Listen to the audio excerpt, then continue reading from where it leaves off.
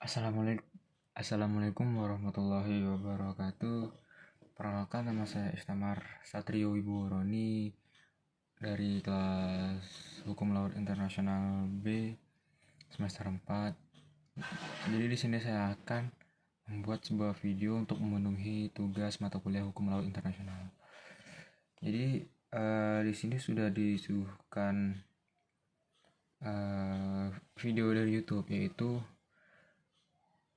kapal tanker minyak miring di ambang tenggelam, krisis minyak terjadi di Teluk Paria.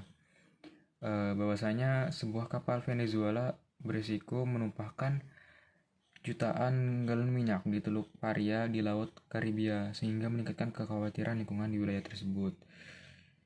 Nah, jadi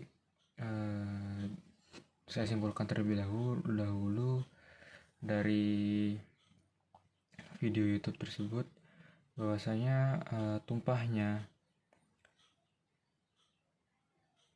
jutaan galon minyak di Teluk Paria yang diakibatkan oleh kapal Venezuela di Laut Karibia itu menimbulkan ancaman lingkungan di Karibia. Tumpahan minyak terjadi di Teluk Karibia, di Teluk fasilitas minyak terapung di Venezuela yang sedang diperbaiki. Jadi penyimpanan dan pembongkaran terapung Nabarima yang miring secara berbahaya antar pulau Trinidad dan pantai Venezuela yang ditampung kapal tanker minyak lebih dari 1 juta barel minyak dan sekarang berisiko terbalik, telah menimbulkan kekhawatiran tentang kemungkinan bahaya terhadap lingkungan. Kapal tanker minyak dioperasikan oleh perusahaan patungan minyak antara perusahaan minyak negara Venezuela. Lalu itu tak lama memberikan sanksi kepada PDVSA pada bulan Januari 2019 sekitar 1,3 juta barel minyak mentah Kuroko tetap tertahan di kapal yang terletak di Teluk Karibia antara Venezuela dan Trinidad dan Tobago. Sanksi tersebut telah membuat pembeli kehilangan pasokannya. Lalu yang akan kita tahu bahwa kapal itu penuh dengan minyak mentah. Tidak ada yang melakukan apapun, dan kita bisa melihat bahwa kapal itu diikat oleh rantai jangkar dan tidak cukup terjadi jika suatu pada saat cuaca buruk atau beberapa keadaan yang dapat menyebabkan kapal tersebut terbalik. Jadi menjawab pertanyaan tersebut, apa saja konvensi internasional dilanggar dalam case tersebut dan bagaimana cara penyelesaiannya. Jadi konvensi internasional yang dilanggar dalam kasus tumpahan minyak mentah di Laut Karibia tersebut dan disebabkan oleh kapal Venezuela itu bisa tergantung pada beberapa faktor. Jadi yang pertama ada lokasi tumpahan. Apakah tumpahan tersebut terjadi di zona ekonomi eksklusif suatu negara, di laut lepas, atau di wilayah lain? Terus yang kedua, bendera kapal yang menumpahkan minyak. Itu negara mana yang memiliki kapal yang menumpahkan minyak? Di sini jelas-jelas Venezuela. Terus yang ketiga, penyebab tumpahan. Apakah tumpahan disebabkan oleh kecelakaan, kelalaian, atau tindakan disengaja? Lalu jumlah minyak yang tumpah, berapa banyak minyak yang tumpah. Jadi dalam kasus ini sungguh banyak barrel atau tong-tong minyak yang tumpah di Laut Karibia tersebut. Terus dampak tumpahannya itu adalah seberapa parahkah dampak tumpahan terhadap lingkungan laut dan pesisir. Itu sangat parah dan mengancam lingkungan laut karena tumpahan barrel minyak tersebut. Lalu beberapa konvensi internasional yang dilanggar dalam kasus tumpahan minyak tersebut, yaitu adalah yang pertama adalah Konvensi PBB tentang hukum laut. Menurut UNCLOS 1982, itu adalah pasal 1982, negara-negara yang berkewajiban untuk melindungi dan melestarikan lingkungan laut. Kedua, pasal 194, negara-negara berkewajiban untuk mengambil langkah untuk mencegah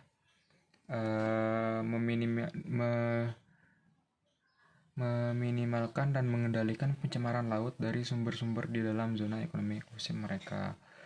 Lalu ada pasal 211, bahwasanya Negara-negara berkewajiban untuk bekerja sama dalam hal pencemaran laut yang berasal dari sumber-sumber di luar zona ekologi mereka. Jadi yang pertama itu tumpahnya minyak di lautan Karibia disebabkan kapal Venezuela tersebut.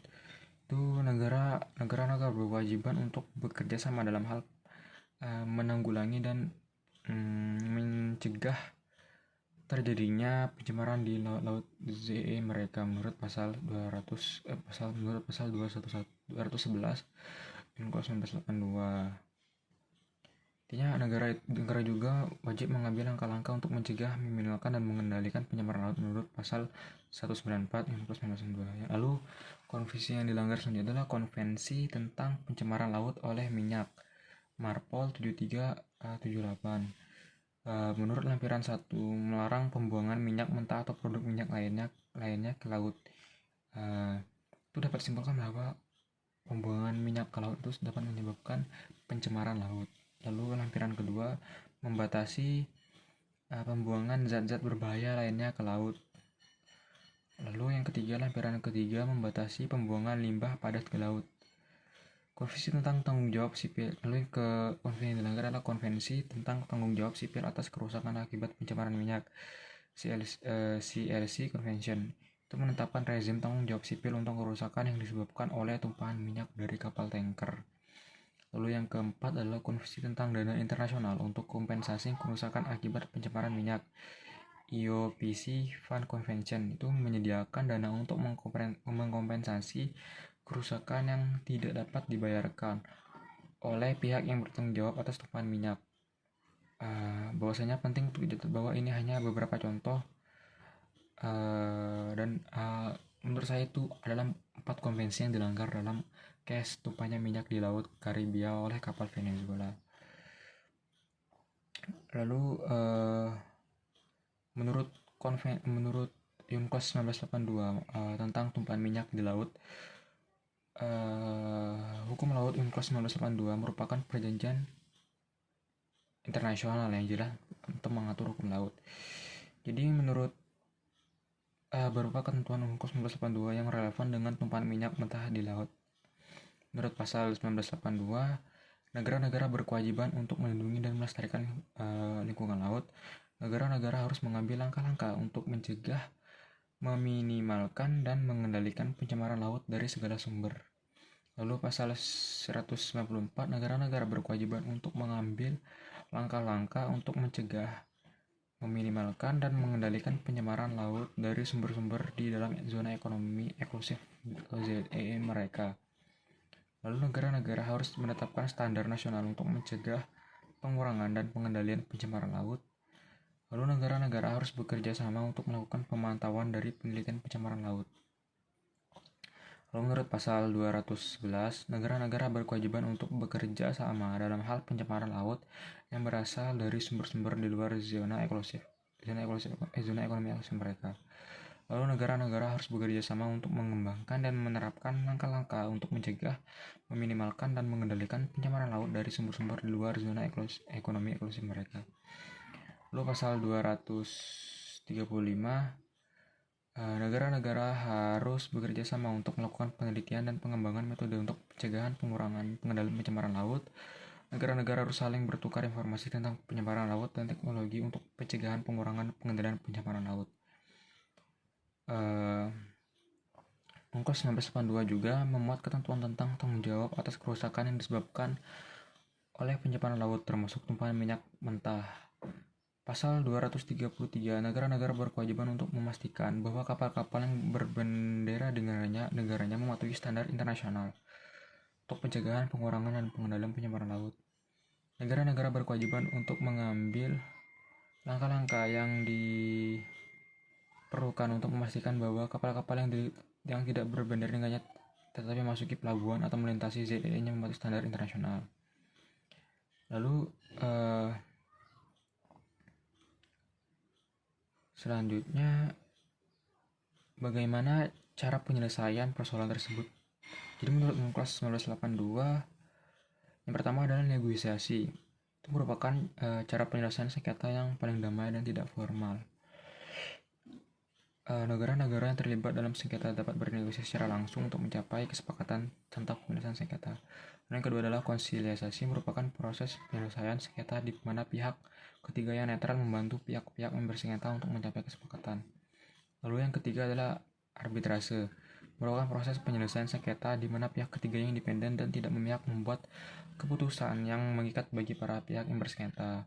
Lalu ada pengendalian internasional, merupakan badan peradilan internasional yang berwenang untuk menyelesaikan sengketa hukum antar negara-negara melalui pengadilan internasional. Lalu yang kelima, Mahkamah Penyelesaian Sengketa Laut atau ITLOS merupakan badan peradilan khusus yang didirikan di bawah UNCLOS 1982 untuk menyelesaikan sengketa laut antara negara-negara. Jadi itulah jadi kesimpulannya